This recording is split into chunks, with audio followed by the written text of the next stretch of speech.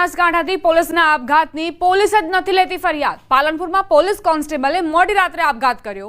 ઘરમાં જ પંખે લટકીને આપઘાત કર્યો। પાલનપુર પોલીસ ફરિયાદ ન લેતી હોવાનો પરિવારે આરોપ મૂક્યો છે। પોલીસ ફરિયાદ ન લે ત્યાં સુધી મૃતદેહ નહીં સ્વીકારવાનો નિર્ણય કરાયો। ભુજમાંથી સસ્પેન્ડ થઈને સુરત ગ્રામ્યમાં ફરજ બજાવતા પાલનપુરના પોલીસ કોન્સ્ટેબલે આત્મહત્યા કરી। પાલનપુરના જગાણા ગામના વતની છે પોલીસ કોન્સ્ટેબલ, જેમણે આપઘાત કરતા પહેલા સુસાઇડ નોટ લખી। નોટમાં એસપી વિકાસ સુડા અને નલિયા પીઆઈ બીપી ખરાડીનું પ્રેશર હોવાનો ઉલ્લેખ કર્યો।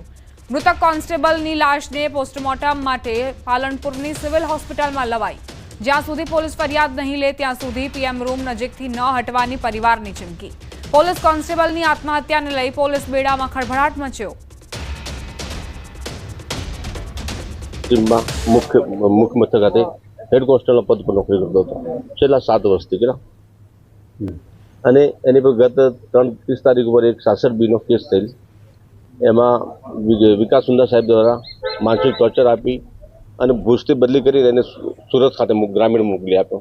તે પોલીસ સ્ટેશન ભુજ ખાતે નોકરી કરતો હતો અને છેલ્લા 6-12 મહિનાથી પોલીસ ખાતાના અધિકારીઓ દ્વારા અનનેસેસરી હેરેસમેન્ટ હતી અને એક નાનો એના ઉપર ગુનો કરી અને એને ટ્રાન્સફર કરેલી અને ખૂબ જ હેરેસમેન્ટ છે।